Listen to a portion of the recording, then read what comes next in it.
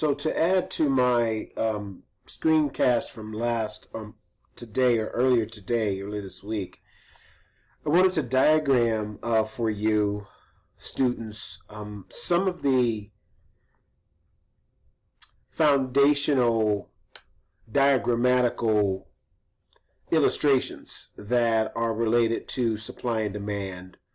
One of the things that I think that's very important as students go through in any economics class is to, when you see a diagram or a picture in the textbook, is to literally illustrate or copy that graphical representation. I mean, copy the picture. In my mind, it's almost like, it's like taking a snapshot, but the fact that you're doing it with your hands, you're developing this receptor of what the model actually means. You notice I bring my hand to myself this way. I'm receiving this knowledge. If you just look at it on its face, you go, oh, this is a 90-degree angle. You know, what does it really mean, right? But if you write it down, if you actually draw it, then your body is saying, okay, so I'm going to do some type of analysis, or your mental picture. I shouldn't say your body.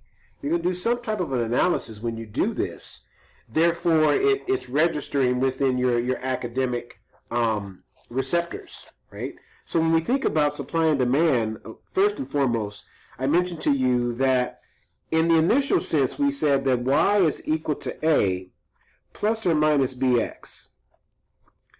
And the thing that I failed to really demonstrate on the video or the screencast that I did last time is that this linear equation is fundamentally just a math equation that's associated with a line that looks like this. Like, we know it as being a downward sloping line right now. We say, well, yeah, it's downward sloping. But economists take this downward slope and they develop a math equation. And the math equation is used as what you might call a model for predictability purposes, right? So in this case, this model now says that if we have a downward sloping curve, that the equation is going to be y is equal to a minus bx. And what this says, in essence, is that this line is a representation of this mathematical formula. Now, you all have taken Math 90 or maybe even a calculus class or two, and so this is really old hat. The new thing, though, for you is the equation as it is represented from an economics perspective, right? So as we look at this, and again, I'll get into the supply and demand stuff in a moment, we could also say then that if we have this point of 50 on this line here, and then let's just say that we have identified that our next point, we have A and B, goes to 40, right? And then and that's qualified too. So this is your y-axis, and this is your x-axis, okay? So it stands to reason then that as we develop this equation, that we're really looking to identify, if we know this value as a predictor, or should I say as a criterion, then what is the predictor value? Criterion value would be the independent variable, and the predictor is the dependent variable. But as we look at this, keep in mind, too, that the main focus of this short screencast is for you students to see the relationship of that first discussion board, right? Because I talked about what is the usefulness of the slope-intercept formula. So as we look at this from a demand perspective, I could also put a demand d sub 0 right below that. And now what I've done is I've illustrated the fact that this line not only represents a downward sloping inverse relationship between a y and an x-axis, but it also can represent a demand curve. Now, of course, in order to do this, I need to place a 0 here and a 2 here, right? And then when I finish this out, I want to make sure that I have equal units of measure. And anytime you do a linear curve, again, as I mentioned back in our chapter 2, we talked about a production possibility frontier. And we drew a line like this. Right? Notice with the PPF, we attach the line at this axis and this axis. So it stands to reason that we could use this same formula down here.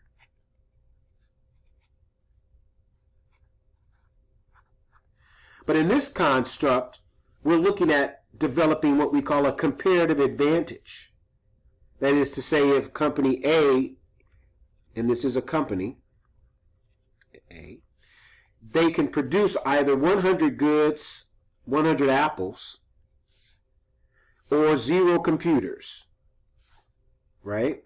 That's what this line here says. So 0 computers or 100 apples, or they can produce 200 computers and no apples, or somewhere in between, right? So the concept is working twofold, to the degree that we can use this to identify a supply and demand curve, or we can use the formula to identify a production possibility frontier. Now keep in mind, there's something interesting that's happening here.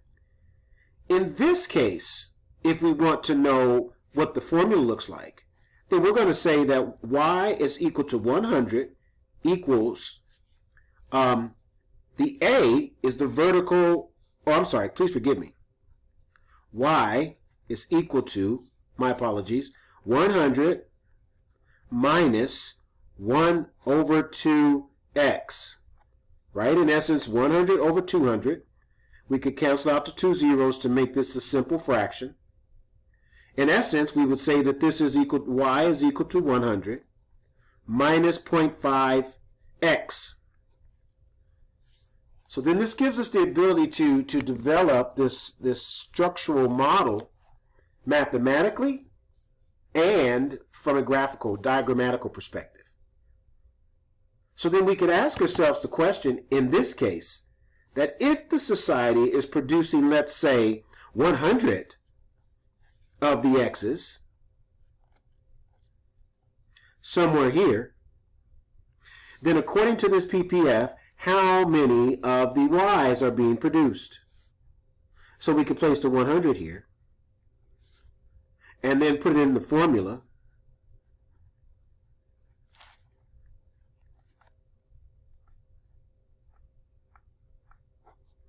So then y is equal to 100 minus 50. Y is equal to 50. And so from a predictability standpoint, we then can use that formula to develop a what-if scenario. If given an x, then what should the y be according to the formula? Right? So that's chapter 2. The other thing that we asserted here was that if we wanted to identify the opportunity cost on this graph, it is the cost of what's given up over what's gained. So from an opportunity cost perspective, we would say to produce x's, we have to give up 1.2 or 0.5 y's. So the opportunity cost in this case is a half of a y has to be given up to get an x.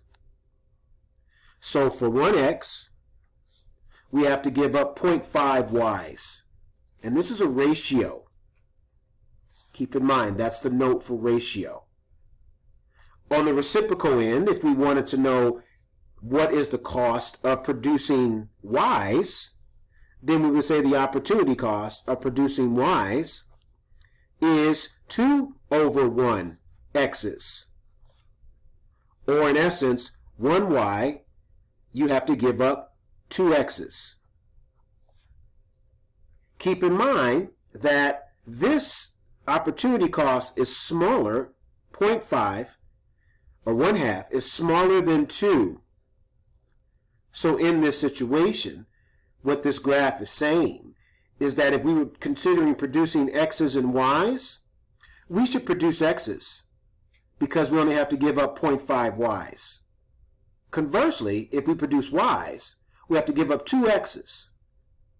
So if you juxtaposed or compared this to another country, which is what you had to do in your discussion board, then this would determine who should trade. Right now, the opportunity cost of producing 1x is only half of a y.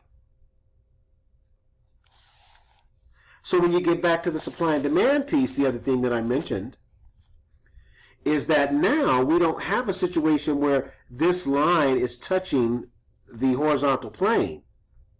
So we're not determining the slope of the entire curve, but just of this point. Now, once again, the demand curve is not a graph that we will use to determine opportunity cost. The PPF is used to determine the opportunity cost amount. Okay? Hope you can see that. You see that work up there? So now inherently when we look at this demand curve, we can also say then that in this case, our y is equal to 50 minus 10 over 2x. Thus, y is equal to 50 minus 5x, or y is equal to 45. Now, again, let me say this too, because the thing that I want to do here is establish this part of this equation right now. So I'll take out this step here. Don't do that yet.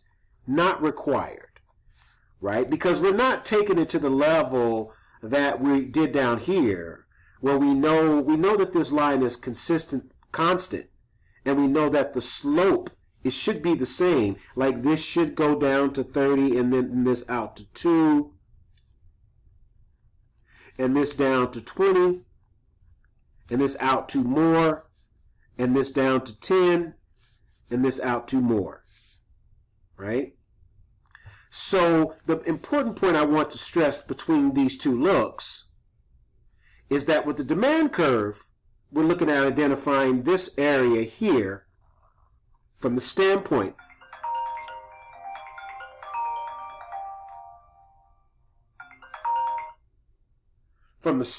of us understanding how this whole slope here is relative and usable in an equation format. Now later what we'll see later on in the chapter is you might see a situation where you'll see P is equal to 50 minus 5x,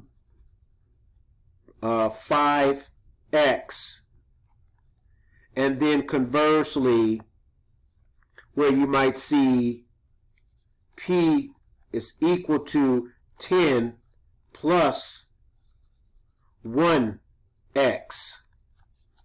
And then the idea will be for us to determine, using this supply and demand equation, what the equilibrium point should be given 2 lines. Okay, so this is coming up, this supply and demand equation.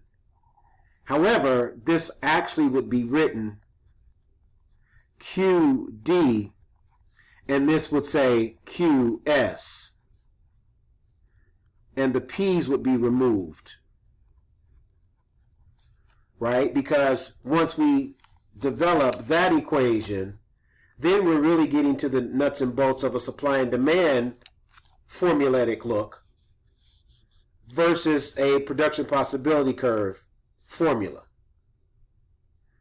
Okay, so let me put a square around this, and we'll come back to this in my next screencast. The point of emphasis here today is really to see how this equation works in two ways. Now the next thing though is to also to see here is that the demand curve is downward sloping. Thus, if so, a equation can be written like QD is equal to 50 minus 5x. Conversely, a supply curve is going to be upward sloping. And so when we have a supply curve, we're going to have something like QS is equal to 10 plus 1x. But in order for this to work, I need to move my 10 down here so that you could see that. Right? And then ultimately we could determine the equilibrium point right here in the middle using an equation like this. Okay? Now, things to come. I'm going to put a therefore. Therefore, this graph can also be represented in terms of a formula. The takeaway from this short screencast is in the value of the linear equation. The other point that I want to stress is that this quantity is the independent variable, but moreover with supply and demand, quantity is always on the horizontal axis, and the price is always on the vertical axis.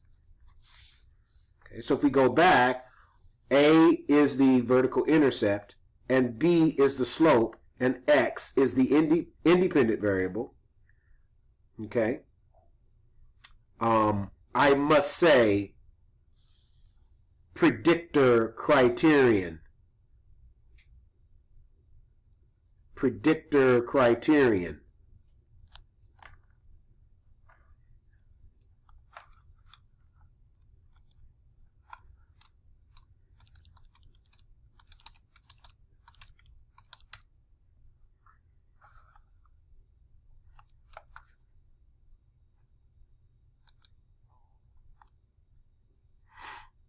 Okay, I hope that makes sense.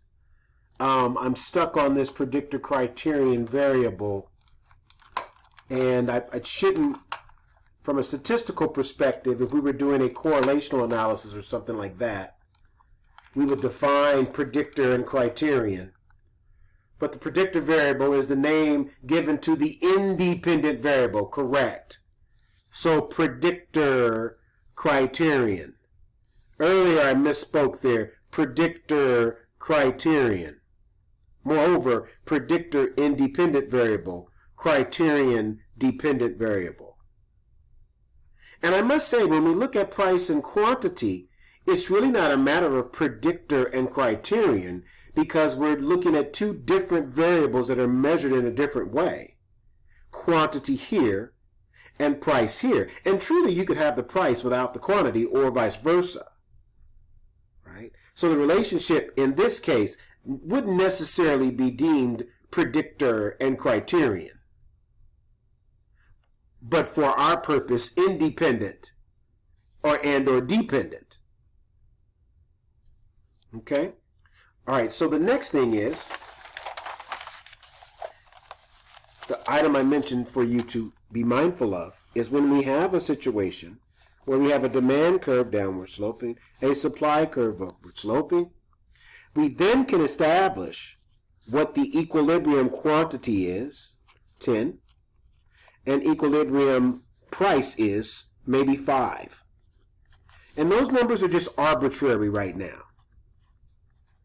P is on this axis, and Q is on this axis. So remember earlier, as I mentioned to the students, or to you students, that the X variable was on this axis, now we're going to call it Q. And the Y value is over here, we're going to call it P. Now, two things here occur. Either there is a shift in demand that's brought about by a determinant, which we said there are 5 of them.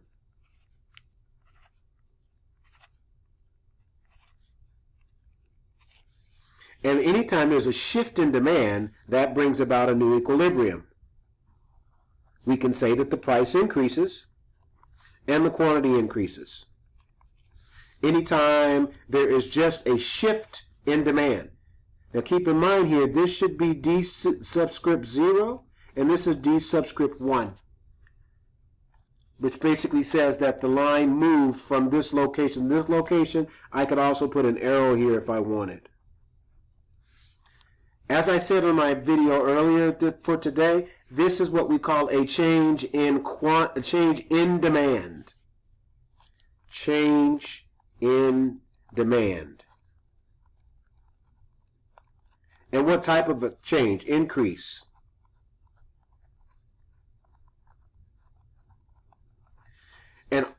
changes in demand either increase if it's a shift to the right or decrease if it's a shift to the left, occur if there is a determinant that's evident in the scenario. Okay, so I'm going to leave you at that point. I just wanted to add these items, and I'll come back and give you more soon. Continue to study. Thanks for your time today.